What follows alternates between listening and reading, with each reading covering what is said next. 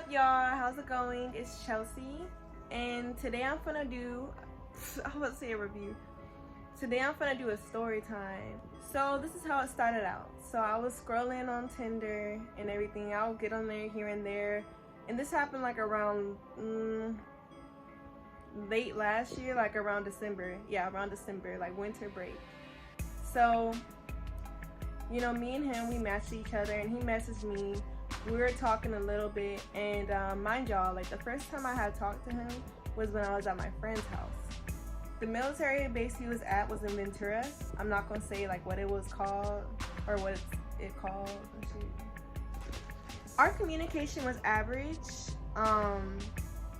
You know, like I said, the first time I talked to him was at my friend's house, and I let him know I was at my friend's house, and he was like, "Oh, okay, I have friends too. You know, we should meet up sometimes, and you know, you bring your homegirl, I'll bring my homeboy." Though he would like always try to meet up with me, I never would like, I guess, go. I mean, we only talked for like a week and a half, not even really 2 weeks. It was a short period of time. The two friends who are going to be in this story, they're both bigger females.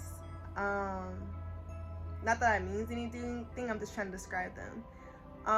One of them was a dark-skinned female, the other one was a Hispanic female, and I'm gonna call the dark-skinned one LaQuanda, and I'm gonna call the Hispanic one Consuela. And the guy who I was talking to, I'm gonna call him Sean, and his homeboy, I'm gonna call him Akachi. He was African, so I don't know. Before I get completely into the story, I want to let y'all know that like the two girls that was in my life at the time, like the Hispanic one, I didn't know that well. I do know the black girl well though, and she had backstabbed me many times. At this point, we were just hanging out really just to be, I guess you could say, party buddies, or yeah, I guess you could just say party buddies, or somebody to hang out with and go partying with, because because she done too much. And I'll tell you guys later stories about that as well. But we were basically party buddies at this point, but we still were the, you know, name tag friend. So yeah, keep that in mind. So Sean, he was brown skinned, tallish, you know, like 6 foot probably. He was really good height. And then the African guy, he was like, I think he was around the same guy's height. I think they both were like really good heights. At the time, I was also talking to another military guy. By the way, these people were in the Navy. But the other military guy I was talking to, I'm gonna call him Daquan. And at the time of this event, he was already on his way to go see his family, I believe in South Carolina. And so he was literally driving across the country, because we're in California, he was driving way to South Carolina. Okay, so this is what happened, how me and that military guy met. So one night, we was at this arcade place that one of my Hispanic homeboys brought me to, and I used to hang out with him a lot. He was really cool and everything. And you know, like Consuela and also LaQuanda started getting pretty bored and everything. They wanted to do something, they wanted to get lit. So I was always a planner. And you know, me and Sean were texting at the time, and like I said, he'd been wanting to meet, so I felt like it would be a good time, and I suggested that, and they're like, okay, let's do it. So we end up leaving the arcade, and my homeboy, he ended up just going home, no hard feelings or anything. And then Sean and Akachi came. And yeah, they picked us up and we drove way to Ventura, and that's like a 45-minute drive from where I live, so it was pretty far, but it didn't take that long because they're going 100 miles per hour. And while we were on the freeway, we actually got stopped by the police. And it's so crazy because these guys were so calm, as if this happened to them multiple times. Like they knew how to handle it and everything. Also, the car that we were driving in was extremely small, and like I was sitting on top of my friend's lap, so it was a lot. Yeah, it was a lot. But they ended up getting their ticket, and then we proceeded. This time, I believe, was like around 11 p.m. It wasn't any traffic. When we arrived there, it was like in these like, I don't know if you could call it beginner like Navy buildings. I don't know, because the other guy who I was talking to, Daquan, he had his like own little apartment on base. So, but I'm gonna get into it. I'm not gonna spoil like the end. But anyway, so basically, Sean had a room and Akachi had a room. We ended up going to Akachi's room to chill, and we're there for like a couple minutes, no more than 5 minutes, and everybody wanted to drink. So, you know, I really want to like watch over my friend, but since Consuela was there, she was like, oh no, it's fine, like y'all go get something to drink and all that. So me and Sean, we went to go get something, and so Sean, he really like wanted me to come with him. And so me and Sean, we went to go get something to drink. We ended up getting Four Loko because like these people are crazy about Four Loko. I hate Four Loko. Like I really do. We ended up getting like a whole lot of Four Lokos, and then we came back, everybody started drinking. While we were like going there and back, Sean was like holding and kissing me the whole time. Like he was really affectionate.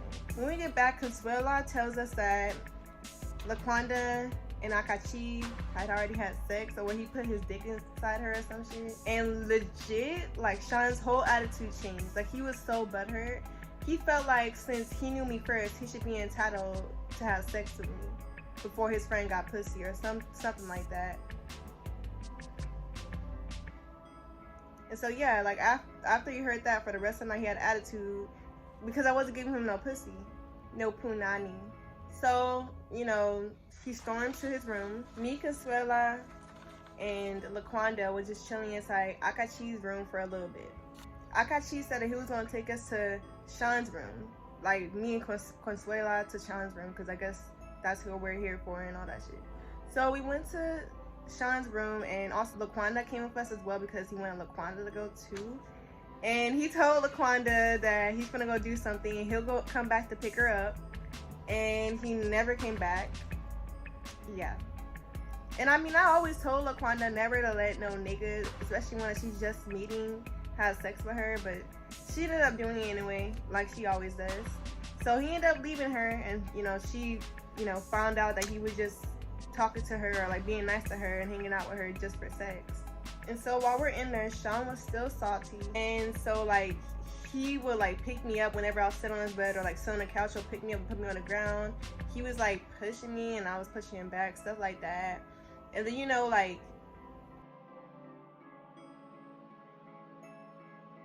also him and Bree was getting into it for like, I don't even remember why, but it definitely wasn't because of me, because she definitely wouldn't defend me. After that, you know, Laquanda threw up because I guess she drunk a little bit too much, so she threw up on this guy's ground, and she put on his drawers and all that. Like, it was just some weird stuff. Like, she basically threw up on his ground, and he was like cleaning up, and she was like, no. Then I don't know how this happened, but she managed to get into his shower and take a shower and put on his drawers after, in her clothes, of course.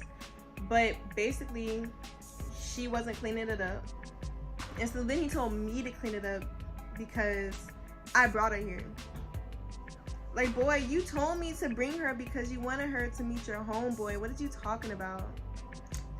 So I'm like, hell no, I'm not cleaning it up. So he get mad, and when he gets out, he gets in Brichet. And when he gets out, he gets in Laquanda's face, and Laquanda pushes him real hard. Like, Laquanda's huge, so she pushes him, and this guy went berserk. He started swinging on her, and so then we started like, you know, knuckling up, trying to get him off of her and everything. And this guy was not lifting, like he was strong as hell. So I ended up contacting my friend in the military, and I told him like what's happening and everything. And when I did that, you know, Sean's trying to get my phone, trying to take it. But I was able to kind of like, you know, before he took my phone, I was able to tell him where we was at and everything, because at this point Sean was just going crazy on all of us. So yeah, I was able to tell him, and I guess he ended up calling the police, but I didn't have my phone at that point. Sean had already took it, and he was like, went back to like beating up Laquanda. And so we're there, we're trying to take him off Laquanda, and you know, at this point Laquanda's on the ground. We're trying to like get him off and everything. He's on the ground, and the police ended up coming, and he ended up getting arrested. Daquan had sent his friend to come pick us up, like his military Navy friend to come pick us up, and we went home. And there's like some other stuff that happened after that, but I'm gonna stop right there. But thank y'all so much. If you want some more videos, like story times, monkey videos, all that type of stuff, please subscribe. All right, please subscribe. Thank you so much. Have a great day.